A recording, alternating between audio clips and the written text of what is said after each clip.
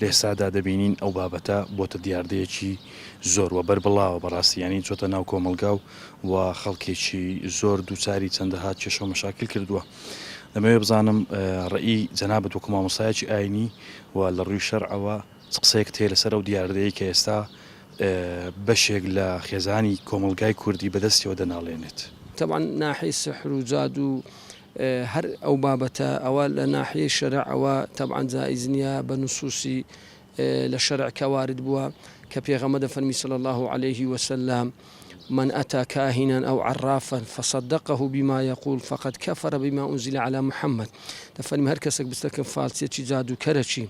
أو تشتانك أو ديلي يعني أو كردواني أو ديكا بي باورج بكا قناعتشي بها بدري بو قرآني يعني بو كتابة يعني بو بيامي كلبو محمد هاتيا كفري كرديا يعني خزيك زور زور خطرة يعني حتى بيغمد فرمي صلى الله عليه وسلم من تعلق تميمة يعني هر كساك نشتيك اشتشي بخوة بكا أو بدستي بيان بملي بيان هر لقلبي ببستي هر بحساب كتابك وتبقى أوشتا أو بروك أوشتا دي باريزي ياخذ مرازكي حاصل دكا دفرمي أو الشركة يعني أو كأنما تشريك شرها وبشر بخواي تبارك وتعالى دروس كديا حديثة ديمان هي بيغمد فرمي صلى الله عليه وسلم أو زار من أتى كاهنا أو عرافا هر كسك بس بستكني بس فقط بستكني يكم دري بيشي باور بكا بقسكاني برازقو دابني دري هو بيكافر دبي أدي أجا كسك بستكني بس بستكني هكذا هيدا فرمي طاعة وعبادتي تسر يعني تسرشوا يعني وكو فرمودك كبنصك شون هاتيا ده فرمي عبادتي قبول نبي يعني وقزتي زور جوريا زور خطرناك زور ترسناك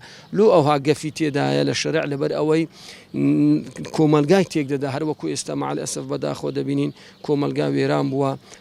آفرتي لبياي دكا بياي لآفرتي دكا أولادي لبابي دكا داتشي لبابي دكا يعني كومالجات هيك سوا بلان بداخو أو خلكش يعني نازم دبني زور كسيا بلو بايو درجو أو مكانتي علمي شي هي كابر دستا أو زيانة وخطركش لويا كبناوي دينا مشكلة كخلق بدين تيقدتي كأمن دريم خواو بيغمبر أو هاي قول أجر أمن خيانتهم لخواو بيغمبري كر لبو تسم فلسة ماري دنياي أو خطرك لبر هندي براستي إنسان دبي وشيار بي أقدار خوبي أو بنص حديثي بيغمبري أساسا ولا تصندها آياتش خواي تبارك الباسي كدي إنما جئتم به من السحر فإن الله سيبطله يعني أو سحراني كي وديك خواي تبارك بطالي دكاتوا وصورتي قل أعوذ برب الناس قل أعوذ برب الفلق حمو بعسي قريدك بعسي السحر دك بعسي زادو دك يعني قضيك زور فروانة واردة زال الشرع أو زائزنيها حرام ببي قضية يعني ببي خلاف للسروي